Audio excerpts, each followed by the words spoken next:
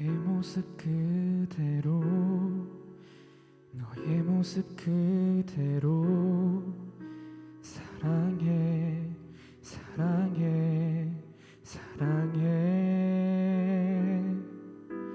너의 마음 그대로 너의 모습 그대로 사랑해 사랑해 사랑해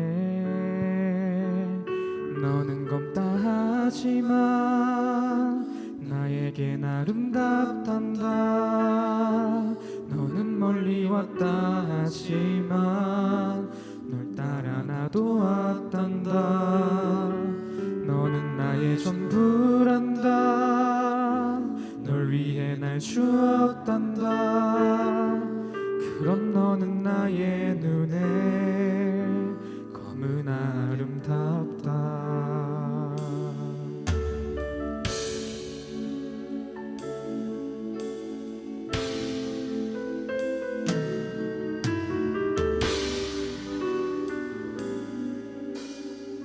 너의 모습 그대로 너의 모습 그대로 너의 모습 그대로 사랑해 사랑해 사랑해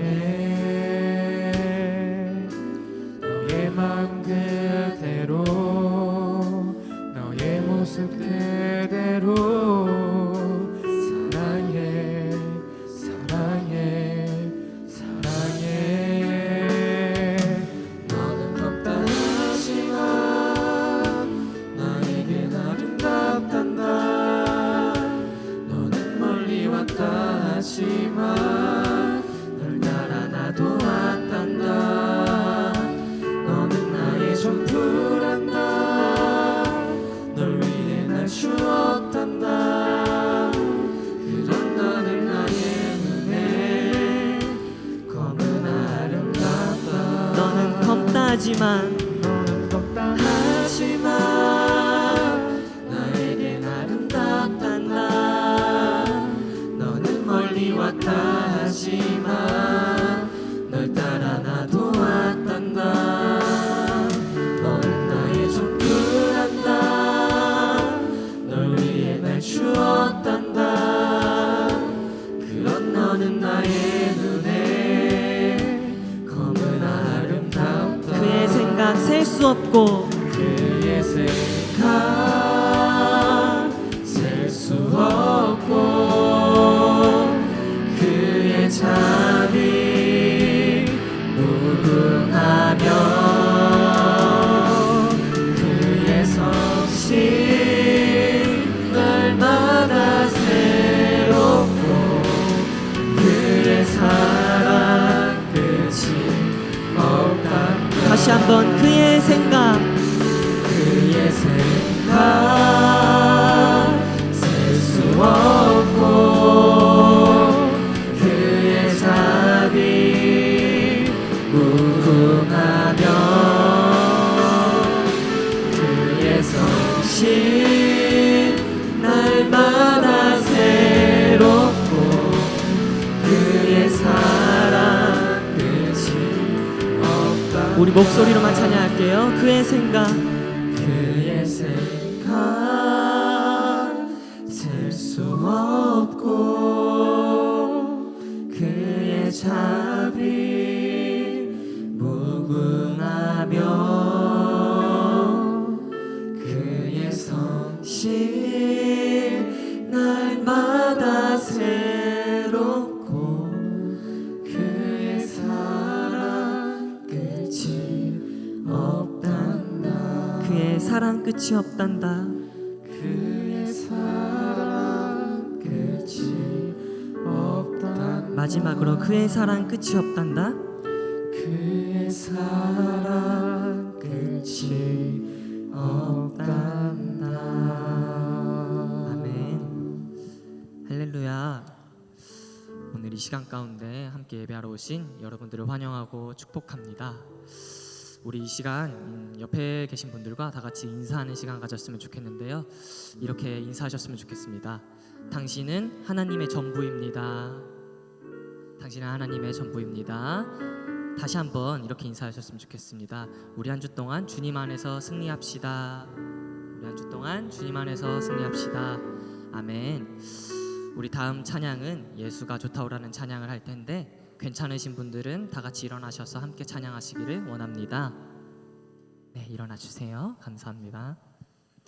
찬양 속 가사 속 베드로의 고백처럼 우리 주님께 사랑을 고백하면서 찬양되기를 소망합니다. 찬양하겠습니다.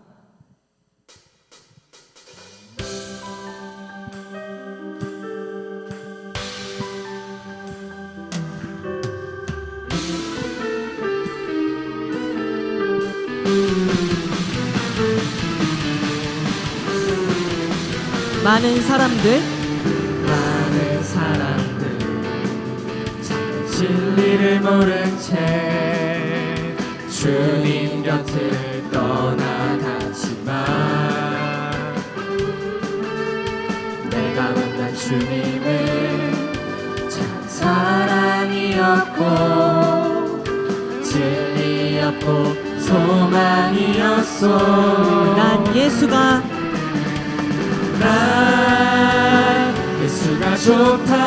좋다오. 난 예수가 좋다오. 주를 사랑한다던 베드로 고백처럼 난 예수를 사랑한다오. 처음부터 다시 찬양하기를 원합니다. 무거운 짐진 자 다 내게로 오라.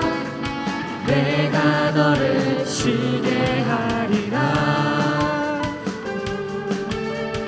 이 길만이 생명의 길 참 복된 길이라 항상 내게 들려주셨소. 난 예수가 좋다오. 난 예수가 좋다오. 주를 사랑한다던 베드로 고백처럼 난 예수를 사랑한다오. 다시 한 번 더 난 예수가 좋다오. 난 예수가 좋다오. 주를 사랑한다던 베드로 고백처럼 난 예수를 사랑한다오. 주를 사랑한다던 베드로 고백처럼 난 예수를 사랑한다오. 우리 함께 찬양합시다. 내게 강 같은 평화, 내게 강 같은 평화, 내게 강 같은 평화, 내게 강 같은 평화가 넘치네. 할렐루야. 내게 강 같은 평화, 내게 강 같은 평화, 내게 강 같은 평화가 넘치네. 내게 바다 같은 내게 바다 같은 사랑, 내게 바다 같은 사랑, 내게 바다 같은 사랑이 넘치네.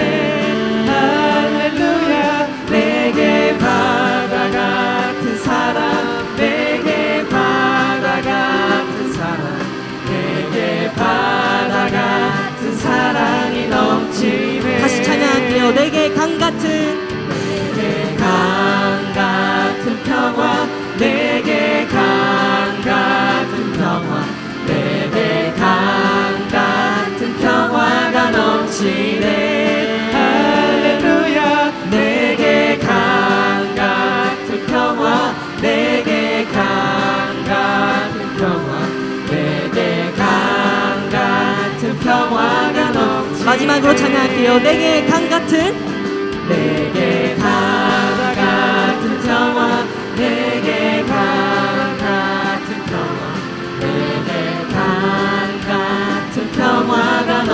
넘치네 할렐루야 내게 강 같은 평화 내게 강 같은 평화 내게 강 같은 평화가 넘치네. 아멘. 우리에게 강 같은 평안을 주시는 선하신 주님께 영광을 드립니다. 할렐루야.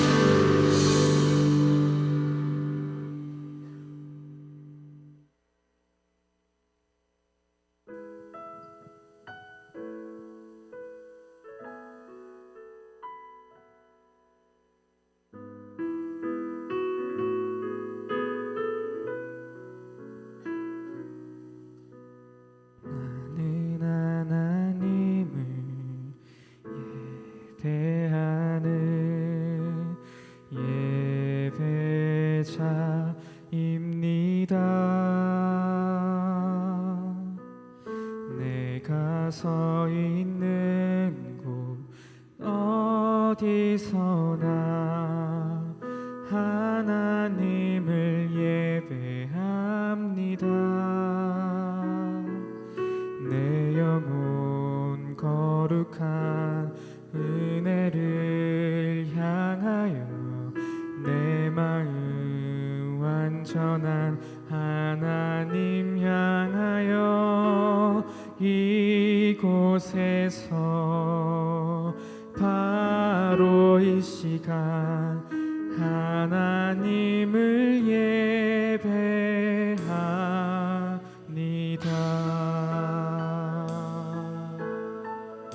함께 찬양합시다. 나는 하나님을 예배하는 예배자입니다.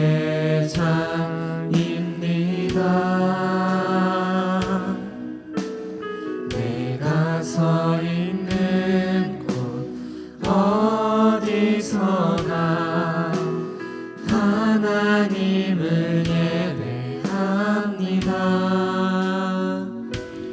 내 영혼 거룩한 은혜를 향하여 내 마음 완전한 하나님 향하여 이곳에서 바로 이 시간 하나님을 예배합니다. 내 영혼 거룩한 내 영혼 거룩한 은혜를 향하여 내 마음 완전한 하나님 향하여 이곳에서 바로 이 시간 하나님을 예배합니다. 함께 고백합시다. 주님 내 주님 주님 내 주님 이름만 불러도 가슴이 뛰어요. 주님 내 주님 주님 곁에 머물고 싶어요. 다시 한번 찬양할게요. 주님 내 주님 주님 내 주님 이름만 불러도 가슴이 뛰어요. 주님 내 주님 주님 곁에 머물고 싶어요. 내가 걸어갈 때 길이 되고 내가 걸어갈 때 길이 되고 살아갈 때 삶이 되는 그곳에서 예배하네.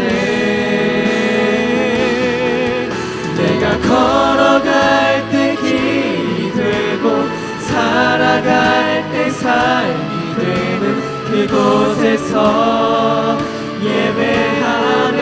내가 걸어갈 때 내가 걸어갈 때 길이 되고 살아갈 때 삶이 되는 그곳에서 예배하네.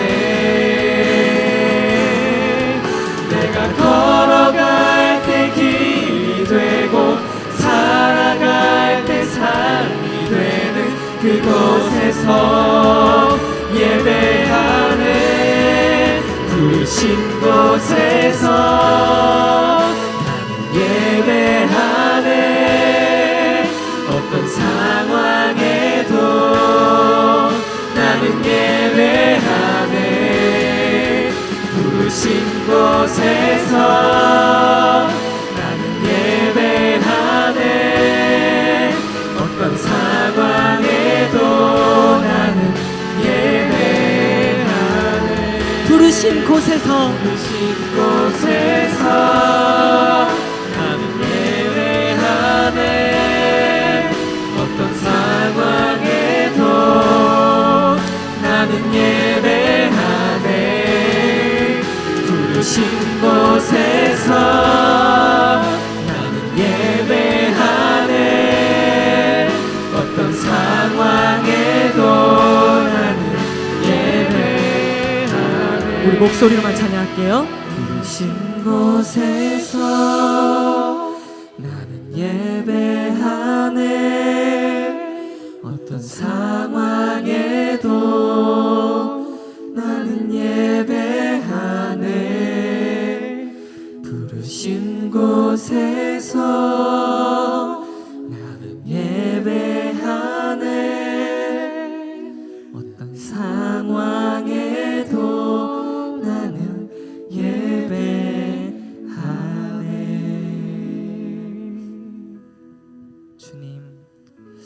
주님 알기를 더 원합니다. 주님이 행하시는 일들을 의심하지 않고 나아가기를 원합니다. 어떠한 상황에서도 주님을 예배하고 찬양하고 싶습니다. 우리 이 시간 다 같이 기도하실 텐데 우리 마음을 두고 기도하셨으면 좋겠습니다.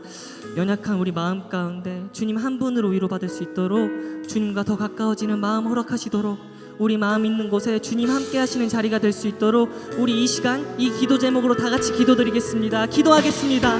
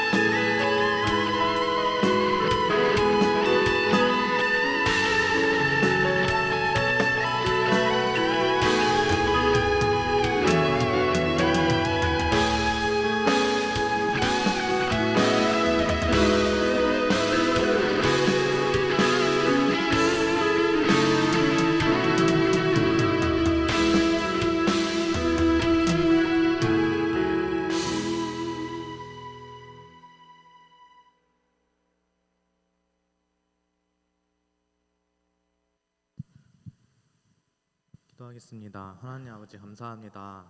오늘도 좋은 날에 하나님께 예배드릴 수 있는 시간과 장소 허락하여 주시니 감사합니다. 하나님, 우리가 한 주간 살면서 하나님께 감사한 일만 가득한 한 주를 살았습니다. 하나님, 내가 기쁠 때에도 슬플 때에도 내가 당연하게 생각했던 것들도 모두 하나님의 은혜인을 생각하고 늘 감사하며 살아갈 수 있는 우리 일정여보가 될 수 있게 도와주시옵소서. 하나님, 우리가 하나님의 은혜 가운데 살아가지만 우리는 늘 죄를 짓고 늘 하나님과 멀어지려 하는 삶을 살 때가 많습니다. 하나님, 이 시간 우리 예배하는 시간이 하나님께로 돌아가고 하나님께로 회개하고 다시 아버지의 품 안에서 하나님의 사랑을 가득히 느끼는 그런 회개의 시간이 될 수 있게 도와주시옵소서. 하나님, 우리가 이 시간 예배를 드립니다. 예배를 드리는 순서 가운데 함께 하시고 우리가 찬양할 때 기쁘게 찬양할 수 있게 도와주시고 우리가 말씀을 들을 때에는 우리가 말씀에 집중하여서 우리의 마음밭에 잘 새기는 그런 말씀이 되게 도와주시고 우리의 예배 각 순서가 온전히 하나님을 위하고 하나님을 찬양하고 하나님만 예배하는 그런 순서가 될 수 있게 도와주시옵소서. 예배를 위해 섬기는 많은 이들이 있습니다. 하나님 그들의 사역마다 함께하여 주셔서 그들이 하는 수고와 일보다 더 큰 은혜를, 더 큰 기쁨을 누리는 그런 사역이 될 수 있게 도와주시고 각 팀과 각 셀 리더에게도 함께하여 주옵소서. 하나님 말씀 전하시는 목사님 위해서 기도합니다. 목사님께서 말씀을 전하실 때 피곤치 않게 하여 주시고 성령 충만으로 말씀 전하게 하여 주시옵고 목사님의 가정 가운데도 함께하여 주셔서 목사님이 하시는 모든 일과 모든 가정에서의 모든 일이 다 하나님 안에서 기쁨과 하나님의 사랑 가운데 할 수 있는 그런 목사님 될 수 있게 도와주시옵소서. 하나님 마치는 시간까지 함께 하실 줄 믿습니다. 예수님의 이름으로 기도드렸습니다.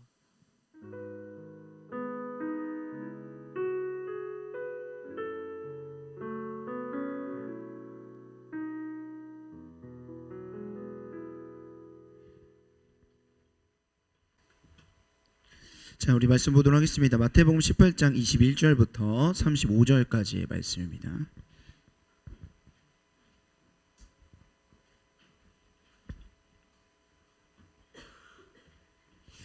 자, 마태복음 18장 21절에서 35절까지 말씀. 자, 한 절씩 목사님이랑 교독하고 마지막은 합독하도록 하겠습니다. 그때 베드로가 나와 이르되 주여, 형제가 내게 죄를 범하면 몇 번이나 용서하여 주리이까? 7번까지 하오리이까?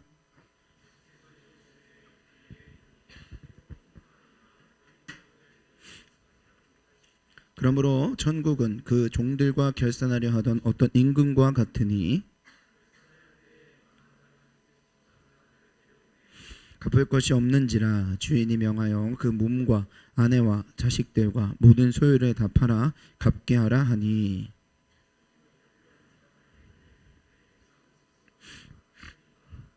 그 종의 주인이 불쌍히 여겨 놓아 보내며 그 빚을 탕감하여 주었더니,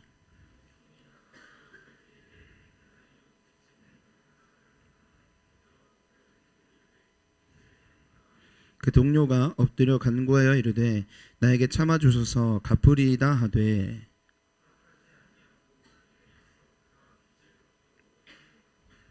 그 동료들이 그것을 보고 몹시 딱하게 여겨 주인에게 가서 그 일을 다 알리니,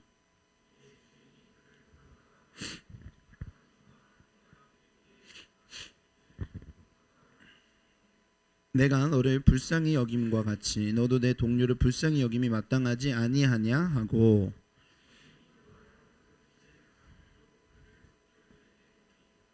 같이 읽겠습니다. 너희가 각각 마음으로부터 형제를 용서하지 아니하면 나의 하늘 아버지께서도 너희에게 이와 같이 하시리라. 아멘. 자, 옆에 있는 사람들과 이렇게 한 번씩 인사합시다. 당신은 거무나 아름답습니다. 당신은 거무나 아름답습니다. 네, 한 번 더 인사하면 좋겠습니다. 요즘 이제 감기 많이 다들 걸린 것 같은데 몸 조심하세요. 한 번씩 할까요? 네, 몸 조심하세요, 여러분. 네, 건강이 제일 중요하니까 여러분들 항상 몸 잘 챙기시고 아프지 마시고 그러셨으면 좋겠습니다. 목사님이 군복무를 할 때만 하더라도 벌써 벌써 10년이 넘었어요. 10년 훌쩍 넘었죠. 그래서 목사님 군복무를 할 때만 하더라도 그때는 이제 핸드폰을 우리 부장지사님이 또 군인 출신이어서 내가 예어를 준비해 놓은 걸 깜빡했네. 이거 하지 말까? 네, 용서하고 들어주십시오. 네, 많이 회개했으니까. 네, 제가 군복무를 할 때 그 당시에는 핸드폰을 부대에 가지고 들어가는 게 이제 영창을 가는 일이었었어요. 네, 영창이 뭔지 모르시겠지만 지금 사라졌는데 영창이 이제 군대 감옥 가는 비슷한 거라고 보시면 됩니다. 그래서 이 휴가 복귀를 하면 부대 주변의 터미널에다가 이제 핸드폰을 맡겨요. 가게가 있어요, 그런 가게. 그리고 맡기고 부대 복귀를 하고 난 다음에 다시 휴가가 나오면은 이제 그 가게에서 내 핸드폰 찾고 이런 식으로 이제 많이 했었습니다. 너무 생소한 얘기죠. 이게 굉장히 옛날이라고 보시면 됩니다. 근데 목사님 그때 당시에 이제 목사님 말년 병장이었고 말년 휴가까지 이제 다녀왔어요. 그래서 이제 전역이 이제 며칠 안 남았어요. 그래서 하면 안 되는 짓을 했죠. 네, 그래서 이제 목사님 간이 배 밖으로 나와가지고 핸드폰을 가지고 이제 부대에 들어간 거예요. 근데 이제 며칠이니까 괜찮겠지, 뭐 별 상관 없겠지 이렇게 생각하고 갔다가 걸렸어요. 네, 걸렸어요. 그래서 그때 목사님이 이제 본부대장님한테 끌려가가지고 본부대장실에서 진짜 한 30분 동안 진짜 화려한 욕을 들었어요. 엄청 극대노라지만 요지는 이거야. 너는 군종병이라는 놈이 너는 군종병이라는 놈이 넌 모범이 되지는 못할 망정 핸드폰을 가지고 들어왔어? 야 넌 더 나쁜 놈이야. 왜 이러면서 넌 더 나쁜 놈이야. 내가 너 영창 보낼 거야. 너 만창 보낼 거야. 만창이 그 당시에 15일 가는 거거든요. 진짜 사람들이요 진짜 영창 가기 제일 싫었어요. 왜냐하면은 이게 내가 가는 건 가는 거야. 가면 이제 가가지고 뭐 그냥 뭐 별거 없어요. 그냥 가가지고 자숙하고 도서 열심히 책 읽고 뭐 이러는 건데, 이게 만창 15일을 가면 이게 진짜 악몽 같은 게 뭐냐면 내 저녁일이 15일이 늘어나는 거예요. 네, 이게 진짜 아무도 놀라지 않네요. 갔다 온 사람들 알 거예요. 이게 얼마나 끔찍한 일인지. 근데 나한테 이제 넌 만창 보낼 거야. 그리고 네 핸드폰 내가 부셔버릴 거야. 근데 목사님 그때 아이폰이 신상 나와서 아이폰 4S 사서 산지 일주일도 안 된 그걸 거거든요. 근데 내가 이거 부셔볼 거야. 그럼 막 망치를 가져오라고 하는 거예요. 막 망치 가져와. 막 소리를 지르는 거. 그래서 진짜 목사님이 정말 손이 발이 되도록 죄송하다고 죄송하다고. 근데 안 통하는 거예요. 가라고. 내가 며칠 동안 고민해 볼 거라고. 며칠 동안 고민해 볼 거니까 너 알아서 하라고. 진짜 목사님 그 며칠 기다리는데 정말 지옥 같았습니다. 근데 내가 지옥 같았지만 내가 할 말이 있어 없어? 없죠. 없어요. 이런 때가 우리가 살다 보면 옵니다. 살다 보면 변명의 여지가 없는 정말 너무 큰 잘못을 저질러 버리는 때가 우리 살다 보면 있어요 없어요? 이럴 거야?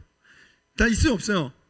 그런 때가 있어요. 여러분 오늘 등장하는 종도 그랬었습니다. 이 종은요 자그마치 1만 달란트를 빚을 집니다. 이 1만 달란트가 얼마냐?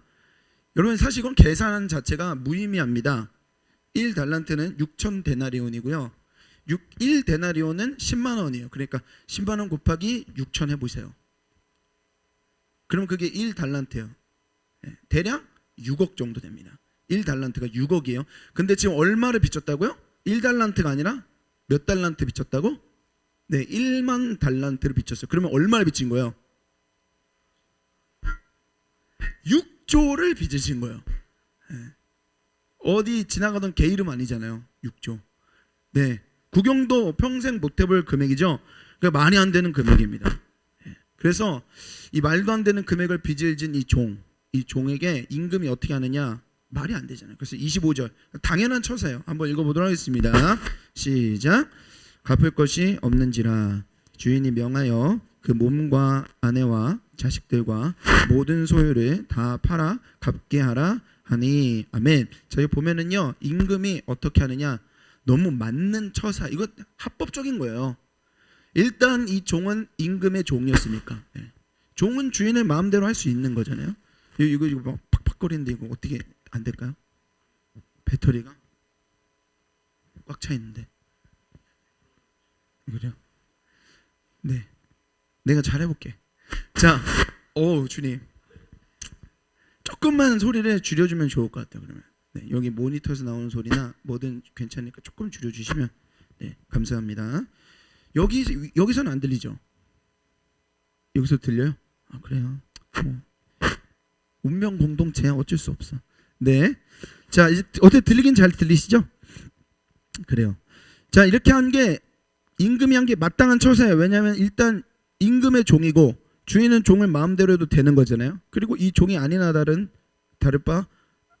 다르게 이 빚을 져 있는 상태니까 당연히 주인 마음대로 이 종을 팔 권리가 있어요. 아내도 팔아도 되고 자식도 팔아도 되는 거예요. 그러니까 불법을 행한 게 아니란 말이에요.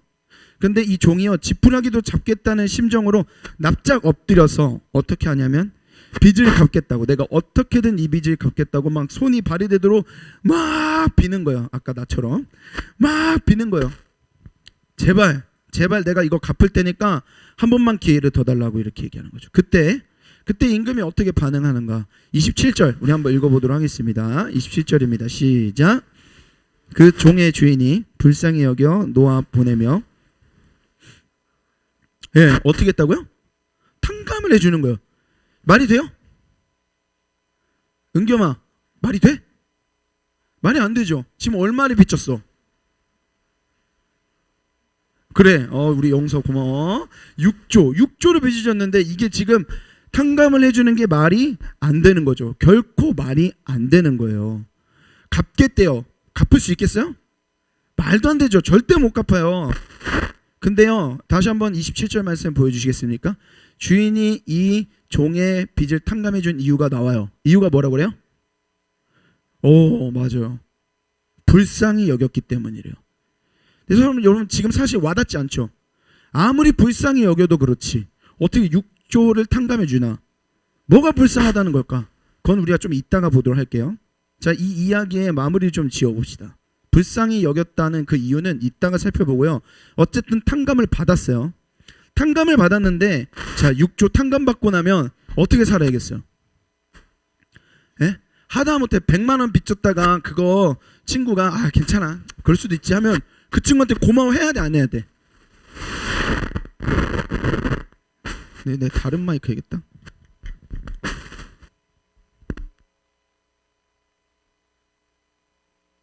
둘, 셋. 하나, 둘, 셋. 네, 요거 좀 소리를 좀 키워주시고 요 모니터에도 좀 넣어주세요. 네. 아우, 좋네요. 감사합니다. 잘 들리시죠? 네. 여러분, 내가 친구한테 생각해 봅시다. 쇼츠 같은 거 보면은 그런 거 나오잖아요. 야생 동물이 막 이렇게 막 철사에 막 엉켜 있어. 막 거북이가 막 어디에 엉켜 있어. 막 아니면 막 야생 동물 중에 그런 막 펠리칸 같은 그런 막 큰 새가 막 입에 뭐가 걸려 있어. 그럼 그런 짤들 있잖아요. 가가지고 어떤 사람이 막 철사 풀어주고 그리고 막 입에 걸려 있는 거 풀어주고 그럼 막 맨 처음에 경계하면서 이렇게 경계하다가도 나중에 풀어주고 나면은 얘가 막 고맙다고 막 이렇게 스킨십하고 이러는 짤 본 적 있어, 없어? 없어? 그런 쇼츠들 많잖아요. 무슨 말이에요? 여러분, 동물도 은혜를 갚을 줄 안다는 거예요. 그러면 여러분 6조를 탕감받았으면은 이 사람이 은혜를 알아야 돼, 몰라야 돼? 알아야 맞다. 그게 인간인 거야. 예, 적어도 인간이라면 그래야 한다라는 거예요. 그런데 어떻게 했느냐? 28절 말씀 우리 한번 읽어보도록 하겠습니다. 28절 시작. 그 종이 나가서 자기에게 100데나리온 빚진 동료 한 사람을 만나 붙들어 목을 잡고 이르되 빚을 갚으라 하매. 아멘. 은혜를 알아요, 몰라요? 은혜를 몰라요. 탕감받고 난 다음에 막 기분 좋게 룰루랄라 가고 있는데 임금 밑에서 나랑 같이 일했었던 동료를 길거리에서 마주쳐요. 근데 자세히 보니까 이 동료가 어떤 애냐면 나한테 100데나리온을 빌렸던 동료인 거예요. 네, 100데나리온 적은 돈은 아닙니다. 그렇게 생각하는 사람이 있었다면 내가 인정해 줄게요. 네, 적은 돈 아니에요. 100데나리온에 10만 곱하시면 1000만 원이죠. 적은 돈 아닙니다. 하지만 여러분, 지금 방금 전에 이 주인공 종은 얼마를 탕감받았어요? 6조. 그게 1000만 원이면은요 진짜 껌값도 안 되는 거예요. 말도 안 되는 금액인 거죠. 근데 지금 이 주인공은 자기가 어떤 은혜를 받았는지를 순식간에 잃어버리고 어떻게 해요? 빌린 돈 갚으라고 목을 잡는 거예요. 이게 목을 잡는다는 말이 헬라어로 보니까 멱살을 잡고 질질 끌고 다녔다, 이런 뜻이에요. 그럼 보고서 야, 너 빚 갚는 거 알지? 다음 주에 갚어. 이게 아니라 형근이가 예를 들어서 나한테 그렇게 됐다. 근데 형근이 멱살 잡고 막 끌고서 이리 와 하고서 이렇게 데리고 질질 끌고 다녔다는 거예요. 그리고 어떻게 하는 줄 알아? 그렇게 질질 끌고 어디 데려가는가요? 감옥에 데려가는 거예요. 감옥에 처집어넣는 거예요. 여러분, 이걸 우리는 사자성어로 뭐라 하죠? 적반하장. 적반하장도 유분수지. 우리 얘기합니다. 여러분, 이 이야기를요 주인이 들어요. 임금이 들어요. 그리고 폭발합니다. 32절 33절 우리 한번 읽어보도록 하겠습니다. 한 목소리 읽어보겠습니다. 시작. 이에 주인이 그를 불러다가 말하되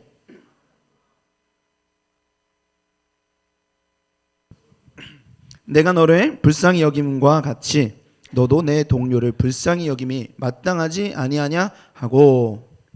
어떻게 해요?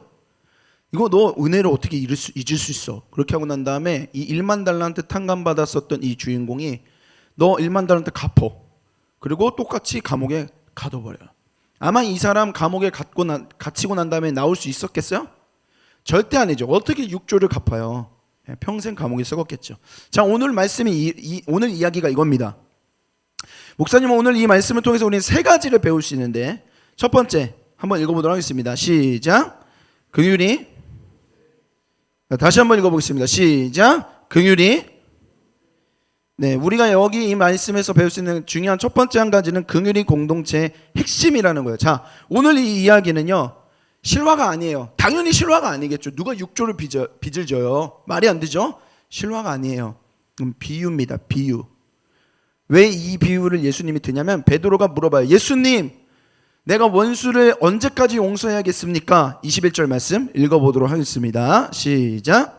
그때 베드로가 나와 이르되 주의 형제가 내게 죄를 범하면 몇 번이나 용서하여 주리까? 7번까지 하오리까? 아멘. 하면서 베드로가 몇 번까지 용서해 줘야 맞겠습니까? 하면서 베드로가 먼저 얘기한 횟수가 몇 번이에요? 7번. 그 당시에 율법 학자들이 이 원수에 대해서 참아줘야 하는 횟수로 2번 내지 3번까지 얘기했었어요. 그러니까 베드로가 말한 7번은 많은 편이에요, 적은 편이에요? 많은 편이죠. 그러니까 베드로가 지금 이 질문을 한 건 칭찬받고 싶은 거예요. 아, 예수님 주변에 보니까 한 2-3번 정도 한다고 하더라고요. 저는 사랑이 많아가지고 한 7번 정도 할 수 있을 것 같은데 몇 번 정도 해야 될까요? 이게 진짜 궁금해서 물어본 거예요? 아니라 예수님 저 잘했죠? 하면서 이제 칭찬받고 싶은 마음에 물어봤던 거예요. 그때 예수님이요, 몇 번 용서해야 되냐고? 야, 네가 받은 용서를 생각해봐. 네가 받은 용서를 생각해봐 하면서 예수님이 말해준 비유가 바로 오늘 이 1만 달란트 비유인 거예요. 그러니까 이 비유는요, 지금 믿는 사람에게 예수님이 하신 말이에요, 안 믿는 사람에게 한 말이에요? 베드로 믿는 사람이 안 믿는 사람이야? 믿는 사람이죠. 중요한 거예요. 오늘 이 1만 달란트는 믿는 사람, 우리한테 하는 말인 거예요. 길 가다가 안 믿는 진짜 원수 같은 사람 잡아다 놓고 하는 말 아니고 나한테 하는 말이에요. 여러분 새겨 들으세요. 나한테 지금 하는 말인 거예요. 더 나아가서 이 비유는 어디를 설명하려고 예수님이 하셨던 비유냐? 23절 한번 보여주시겠습니까? 23절에 보면은 그러므로 어디는 천국은, 예수님이 천국이 어떤 곳인지 설명하려고 지금 이 비유를 들었던 거예요. 그러니까 이런 말인 거예요. 천국은 1만 달란트 용서받은 사람이 또 용서해 주는 곳이다. 1만 달란트 용서받은 사람이 그만큼 용서할 줄 아는 곳이 천국이다. 이게 지금 예수님이 하시는 말인 거예요. 그럼 따라해 봅시다. 교회는 천국을 연습하는 곳이다. 교회는 뭘 연습하는 곳이라고요? 천국을 연습하는 곳이라고요. 세상 사람들은 천국을 볼 수 없어요. 당연히 볼 수 없죠. 그래서 하나님은요, 교회를 이 땅에 세우셨어요. 교회를 이 땅 가운데 세우셔서요, 이 교회를 통해 세상 사람들이 천국을 좀 보게 하시는 거예요. 교회가 왜 있냐고요? 교회를 통해 하나님의 나라가 이런 곳이겠구나 라는 걸 미리 볼 수 있도록 해주려고 하는 게 교회의 역할이라는 거죠. 그러니까 오늘 예수님이 천국은 1만 달란트 빚진 사람이 용서받으면 용서할 줄 알아야 돼. 그게 천국이야 라는 건 교회를 향해 하는 말인 거예요. 교회는 그런 곳이어야 한다. 우리 공동체는 그런 곳이어야 한다. 나는 그래야 한다. 그럼 우리는 이 비유를 통해서 꼭 기억해야 할 이 공동체 핵심. 그래서 어떻게 된다고요? 공동체가 어때야 된다고요? 핵심이 뭐냐? 따라해 봅시다. 긍휼이. 다시 한번 긍휼이 공동체의 핵심이다. 그걸 꼭 기억하세요. 여러분 27절 말씀을 한번 읽어보도록 하겠습니다. 27절입니다. 시작. 그 종의 주인이 불쌍히 여겨 놓아 보내며 그 빚을 탕감하여 주었더니, 아멘. 아까 얘기했죠. 주인이 이 1만 달란트 빚진 종을 용서해준 유일한 근거가 27절 다시 한번 보여주세요. 뭐라고요? 불쌍했기 때문이에요. 불쌍히. 이걸 긍휼이라고 그래요. 불쌍히 여긴다. 이걸 두 글자로 긍휼이라고 해요. 긍휼. 자, 33절 한 번 더 보여주세요. 33절도 보여주세요. 읽어보겠습니다. 시작.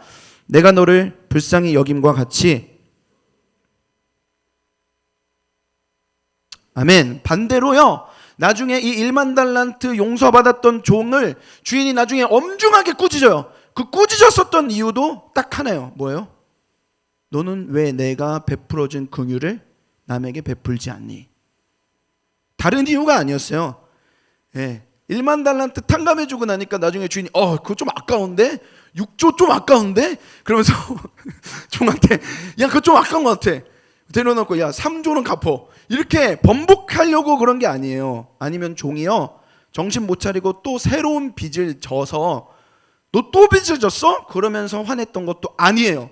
화를 낸 이유가 딱 하나예요. 33절 다시 한번 보여주세요. 뭐라고요? 내가 너를 긍휼히 여겼는데 너는 왜 너의 동료를 긍휼히 여기지 않니? 오늘 주인공인 종을 용서해줬었던 이유도 긍휼이었고 꾸짖었던 이유도 긍휼이에요. 그러니까 예수님이 이 교회를 향해서 요구하는 단 한 가지가 있다면 그건 긍휼이에요. 긍휼. 불쌍히 여기는 것. 우리 고린도전서 13장 1절과 2절 말씀을 같이 한 목소리로 읽어보도록 하겠습니다. 한 목소리 읽어볼까요? 시작.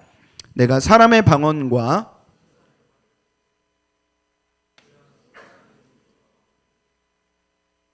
내가 예언하는 능력이 있어 모든 비밀과 모든 지식을 알고 또 산을 옮길 만한 모든 믿음이 있을지라도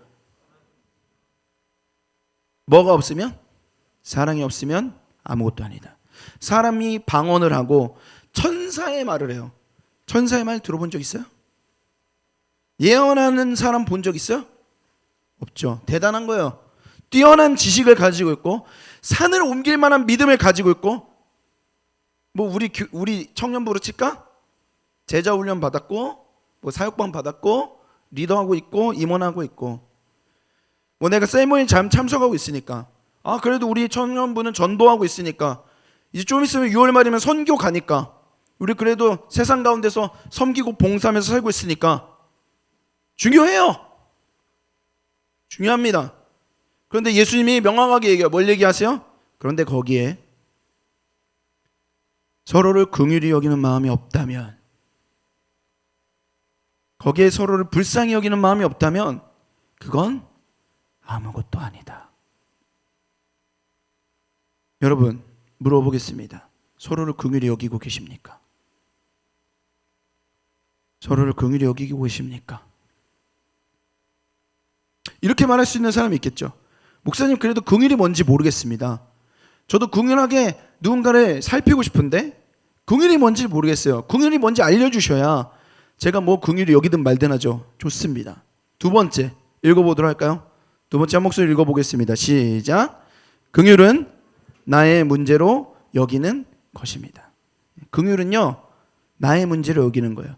긍휼은 히브리어로 뭐라고 써 있냐면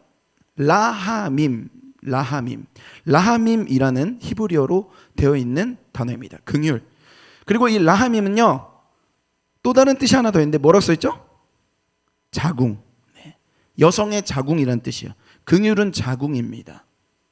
목사님 이게 무슨 말이에요? 여러분 자궁은요 이 산모랑 태아를 하나로 연결을 시켜줘요.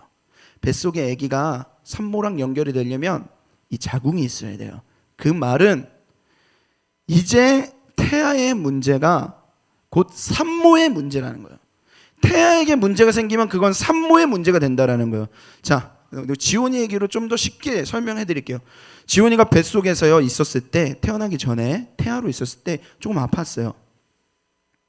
여기 이 요관 오줌줄이 늘어났어요. 그래서 콩팥이 좀 안 좋았습니다. 그래서 이제 의사 선생님이 그러더라고요. 이게 지금 좀 더 두고 봐야겠지만 좀 많이 늘어나 있습니다. 그래서 이 상태로 그냥 출산을 하면 어쩌면 수술을 해야 될 수도 있어요. 자, 목사님이 이 말을 들었을 때, 이 얘기를 우리 사모가 들었을 때 그건 네 문제야.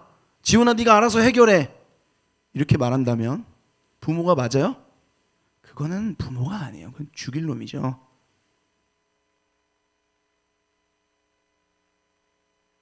부모라면 어떻게 하겠어요? 이제 그게 내 문제인 거예요. 지원이가 거기가 소변줄이 늘어나서 아픈 건 진짜 내가 사활을 걸어서라도 이게 회복이 되고 해결이 돼야 할 문제가 되는 거죠.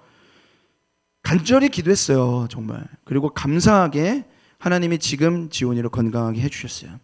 목사님 왜 이 이야기를 하냐고요? 여러분 하나님이 그러세요. 하나님이 여러분을 긍휼히 여긴다라는 건요 여러분의 문제를 보고 그건 네 문제야. 그건 네가 알아서 해결해. 이렇게 말씀하신 분이 아니라 여러분이 방황할 때 그건 네 방황이야. 네가 알아서 해결해야 돼. 이게 아니라 어떻게 해요? 그건 내 문제야. 그건 나의 방황이야. 그렇게 여기시는 게 우리를 긍휼히 여기시는 하나님 아버지인 줄 믿습니다. 우리 하나님 아버지예요. 하나님은 우리를 보면서, 우리의 문제를 보면서 구경꾼처럼 방관자처럼 계시지 않으세요. 우리의 문제를 볼 때 부모로서 보는 거예요. 여러분의 방황을 남의 문제로 보지 않는 거예요. 내 아이의, 내 자녀의 방황처럼 여기면서 가슴 찢어지게 아파하는 게 하나님의 긍휼이에요. 남의 문제가 아니라 내 문제라고요. 그게 긍휼이라고요. 오늘 임금, 요 등장했던 임금이요, 천국의 이야기잖아요. 그러니까 이 임금은요, 천국에 속했던 사람이에요. 그러니까 하나님의 사람이라고요. 이 임금이 품었었던 긍휼, 이 임금이 내 종을 향해서 품었던 이 긍휼은요, 천국의 긍휼, 그러니까 하나님과 같은 긍휼을 가지고 있었던 거예요. 방관자처럼 그건 네가 알아서 해결해야지. 그 정도는 네가 해결해야지. 혀를 끌끌 차면서 아이고 쯧쯧쯧 거리는 그런 값싼 세상의 동정이 아니라고요. 지금 이 임금이 품는 긍휼은 이 종이 지금 빚을 못 갚으면 처 자식을 다 팔아야 되잖아요.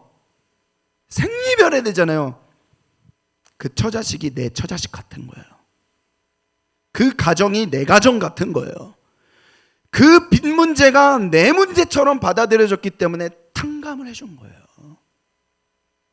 내 문제 같았기 때문에 탕감을 해준 거라고요. 여러분에게 물어보고 있습니다. 요즘 평안하십니까? 평안하세요? 공동체를 보면 요즘 어떠십니까? 나를 한번 봐봐. 고개를 땅에 떨구지 마시고 뭐 죄인처럼 계시지 마시고 같이 생각을 해보자고.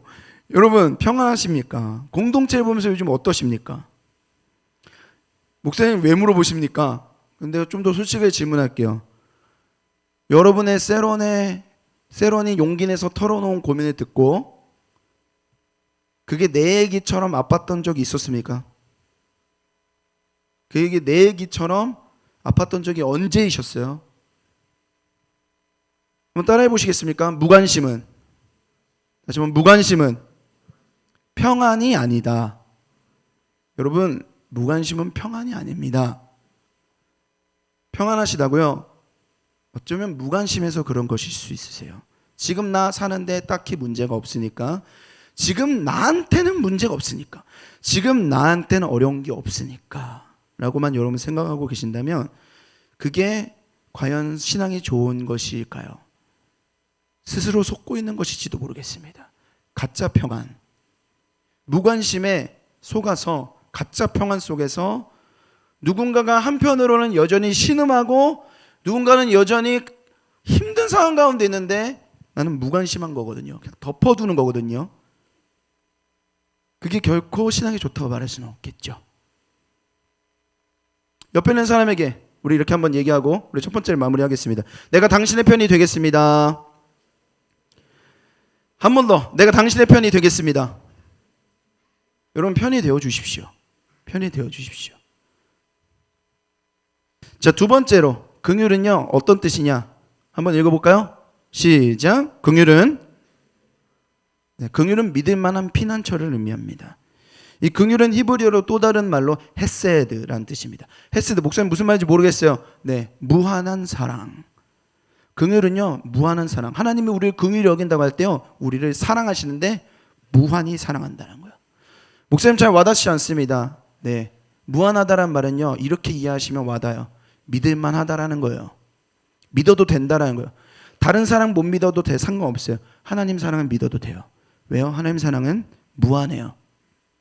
재난 영화를 보다 보면은요 재난 영화에 꼭 나오는 그 레퍼토리가 있어요. 자, 일단은 뭐 이렇게 재난이 막 일어나고 나면 사람들이 주인공이 딱 나타나가지고 막 갑자기 정의하사도 돼가지고 옆에 있는 사람들한테 자 여러분 여기로 대피합시다 이러면서 막 같이 대피하자 막 그러잖아요. 그래서 대피소로 가요. 근데 대피소로 갔더니 대피소 잠겨 있어. 이러면 돼요, 안 돼요? 근데 꼭 그런 일이 생겨. 아니 뭐 대피소로 자 갑시다. 근데 갔는데 대피소가 무너져 있어. 이런 일이 생기면 돼요, 안 돼요? 안 되죠. 근데 이제 영화는 이제 그런 극적인 요소가 표현할까 항상 있죠. 그럼 우리는 여기서 뭘 하느냐? 대피소는 언제나 항상 거기 있어야 돼요. 그래야 대피소예요. 대피소는 언제나 항상 안전해야 대피소예요. 맞죠? 아니 어제는 안전한데 오늘은 안전할지 모르겠어. 그럼 그게 대피소예요? 나는 거기로 대피 안 하겠어. 지진이 났는데 거기 지금 한 100년 된 건물이어가지고 100년 전에는 안전한데 지금은 그거 무너질지도 몰라. 근데 그거 일단 가볼까? 누가 가겠어요? 아무도 안 가죠. 대피소는 언제나 거기 있어야 대피소예요. 이게 무슨 말이에요? 하나님이 한번 네 문제 이제 내 문제야. 네 문제는 네가 해결할 문제가 아니라 내 문제야 라고 하나님 한번 말씀하셨는데 그 2000년 전에는 그랬는데 지금은 아니야. 지금은 야 너 너무 말을 안 들어. 넌 안 되겠어. 2000년 바뀌니까 요즘 애들이 너무 타락하고 너무 말을 안 들어. 그러면서 내가 이제 안 되겠어. 한번 바뀌면 우리가 하나님께로 피할 수 있어 없어? 피할 수 없어요. 그런데 하나님의 사랑은 무한해요. 하나님의 사랑이 왜 유일합니까? 무한해요. 시간이 지나도 바뀌지 않아요. 아무리 당신이 찌질하게 살았어도 하나님 당신을 받아주세요. 아무리 당신이 똑같은 잘못을 반복하더라도 하나님은 무한히 당신을 사랑하세요. 심지어 어떤 손해를 감수하더라도 그 손해를 감수해서라도 반드시 사랑을 지키는 거예요. 그래서 헤세드, 무한한 사랑. 이건 믿을 만한 피난처예요. 믿어도 돼요. 거기로 피하셔도 됩니다. 자, 내 얘기를 하면서 우리가 좀 적용을 해봅시다. 목사님 맨 처음에 군대에서 핸드폰을 걸렸다고 했죠? 내 거듭 얘기하자면 내가 잘못했어요. 잘못한 거 맞아요. 여러분 그렇게 하라고 하는 말이 아니에요. 거기서 받은 은혜가 있었기 때문이에요. 핸드폰을 걸렸을 때 처음에는요, 목사님 며칠 동안 기도를 해요. 막 하나님 제발 핸드폰을 되찾게 해주세요. 기도를 하는 거예요. 제발 영창 가지 않게 해주세요. 진짜 그런 기도를 했어요. 목사님 어렸죠? 와 기도를 하는데요, 기도하다 보니까요 뭐가 생각나는 줄 아세요? 그게 생각나더라고. 우리 본부대장님이 나한테 했던 호통이 맴도는 거예요. 30분 동안 들었던. 군종병이 이래. 너는 다른 애들도 안 하는 짓을 했어. 너는 더한 놈이야. 너는 더한 놈이야. 너는 더한 놈이야. 기도하는데 계속 그렇게 생각. 너는 더한 놈이야. 너는 더한 놈이야. 근데 목사님이 그거 듣고서 처음에 어떤 마음이 들었냐면 열이 받는 거야. 그러니까 진짜 목사님이 얼마나 성화가 덜 된지 아시겠죠? 처음에 그걸 듣는데 자존심이 상하는 거예요. 아니 내가 잘못했어. 맞아 했어. 했는데 내가 그렇다고 해서 내가 1만 달란트를 빚진 건 아니잖아. 미쳐서 그런 거죠. 내가 1만 달란트를 빚진 거 아니잖아. 내가 그렇게 잘못했어? 그래서 변명의 여지가 있지. 그래서 목사님이 마음속 안에 너는 더한 놈이야 라는 말을 인정하지 않았었던 내 안에 합리화가 있었어요. 뭐가 있었는 줄 알아요? 내가 그래도 술, 담배는 안 하잖아. 내가 휴가 나가면 문란하게 성생활하지는 않잖아. 쟤네들은 다 그렇게 사는데 내가 어떻게 쟤네랑 똑같다는 거야? 아니 내가 어떻게 쟤네보다 더하다는 거야? 인정할 수가 없었던 거야. 근데 기도하다 보니까 내가 얼마나 셀 수 없이 하나님을 배반했는지를 알게 하시더라고요. 내가 얼마나 하나님 앞에서 셀 수 없이 문란하게 살았는지를 알게 해주시더라고요. 여러분 죄가 뭡니까? 죄는 하나님보다 세상을 더 사랑하는 게 죄예요. 하나님보다 세상을 더 사랑하는 게 죄라면 나는 이미 마음속에서 정말 셀 수 없이 문란하게 살았던 거야. 2다리, 3다리, 5다리, 6다리, 막 10다리 걸치면서 문란하게 살았고, 진짜 비참한 건 뭐예요? 앞으로도 내가 계속 그렇게 살 거라는 거예요. 앞으로도 내가 그렇게 문란하게 살 거라는 현실인 거예요. 그걸 깨닫고 나니까 목사님이 어떤 감정이 밀려오냐면 처음에 막 화가 나고 자존심이 상했는데 내가 이미 문란하게 살았고 앞으로도 문란하게 살 거라는 걸 내가 알고 나니까 쥐구멍에 숨고 싶더라. 너무 부끄러웠어요. 나만 몰랐던 거잖아. 하나님은 알고 계셨던 거잖아. 하나님 내가 어떻게 문란하게 살아왔고 앞으로도 문란하게 살지 하나님은 알고 계셨는데 나만 몰라가지고 기고만장해가지고 막 하나님한테 막 박박 대들고 있었던 난 거잖아요. 그러니까 그걸 알고 나니까 내가 진짜 쥐구멍에 숨고 싶더라고요. 문란함, 부끄러움을 모르고 문란하게 살았던 거예요. 그럼 내가 지금 어떤 상태예요? 기도를 하고 나니까 나한테 도망칠 곳이 필요한 거예요. 나 지금 도망쳐야 돼. 어디든 도망쳐야겠어. 근데 그때 나를 받아준 곳이 십자가였어요. 너무 도망치고 싶은 나를 받아준 데가 십자가였어요. 십자가 밑에서 예수님이 나에게 얘기하더라고. 성구야, 여기로 피해. 이렇게 여기로 와. 네가 아무리 죄를 무한히 저질렀어도 내 무한한 사랑으로 널 무한히 탕감해 줄 거야. 그러니까 여기로 피해. 여기로 와. 여러분, 십자가는 무한한 사랑입니다.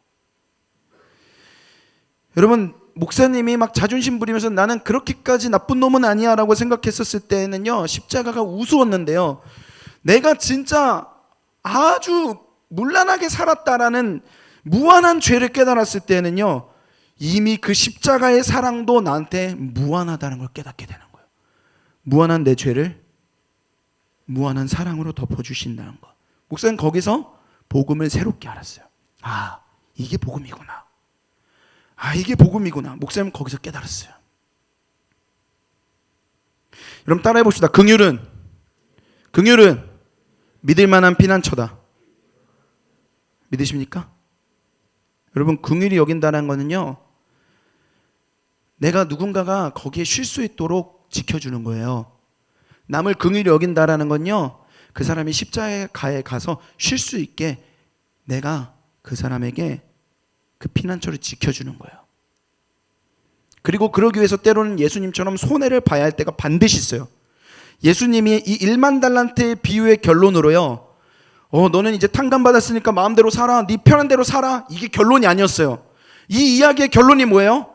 그 1만 달란트의 탕감받은 종이 100데나리온의 빚을 용서해야 했다라는 거예요. 내가 용서받았으니까 나도 누군가를 용서하는 것. 여러분, 100데나리온 어떻게 보면 결코 작은 돈이 아닐 수 있어요. 맞아요.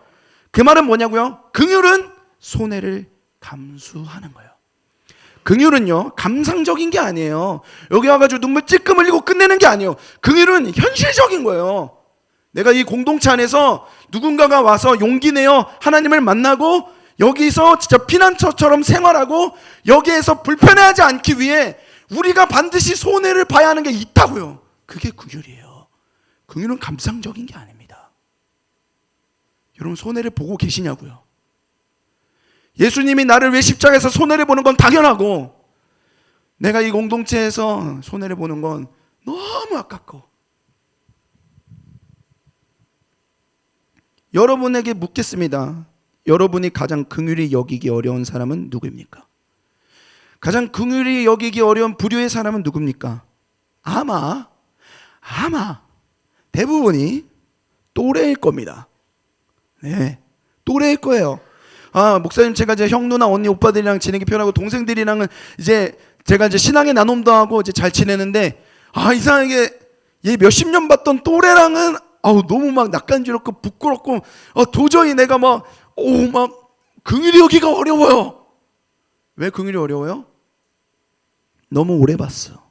또래들끼리 너무 오래 봐가지고요, 미숙한 언어가 그대로 남아있는 거예요. 교회만 나가면, 내가 분명히 얘랑 같이 예배 드렸는데 교회만 나가면, PC방만 가면 다시 육두문자가 나와. 웃음이 나오죠? 지금 웃는 사람도 있을 거예요. 네.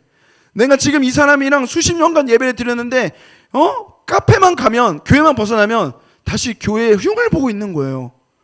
시기 질투하고 있는 거예요. 뒷담화하고 있는 거예요. 요즘 얘랑 썸 타고 있기 때문에 아이고 퍽이나 잘 되겠다 이러면서 흉 보고 있는 거예요. 왜? 난 또래랑 초등학교 때도 그런 식으로 대화를 했고, 중학교 때도 그런 식으로 대화를 했고, 고등학교 때도 그런 식으로 대화를 한 거예요. 근데 예수 만나고 바뀌었는데도 여전히 이 관계는 미숙한 채로 있는 거예요. 실망한 채로 있는 거예요. 상처받은 채로 있는 거예요. 웃기지만 너무 슬픈 거예요. 이게 굳어져 버렸어요, 이 관계가. 그래서 긍휼이 보이려고 해도 긍휼이 봐지지가 않는 거예요. 그래서 목사님은요, 선언합니다. 기말고사 끝나고 우리는 또래 모임을 시작할 겁니다. 재밌겠죠? 또래 모임을 할 겁니다. 왜 할 거냐고요? 또래 모임을 해야 여러분이 진짜 긍휼이 회복이 됩니다. 여러분, 목사님 외치잖아요. 우린 말만 하는 공동체 아닙니다. 네, 우리 전도도 나갔잖아요. 말만 하지 않아요. 그거는 가짜 신앙입니다.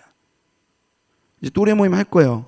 묶어줄 거예요. 그리고 긍휼이 회복되는 걸 여러분 꼭 경험하셨으면 좋겠습니다. 옆에 있는 사람에게 이렇게 합시다. 여기가 우리 피난처입니다. 한 번 더. 여기가 우리 피난처입니다. 자, 말씀을 마치겠습니다. 마태복음 5장 7절 읽고 우리 말씀을 마치도록 할게요. 우리 반주해 주시고요. 우리 같이 한 목소리로 읽어보도록 하겠습니다. 시작.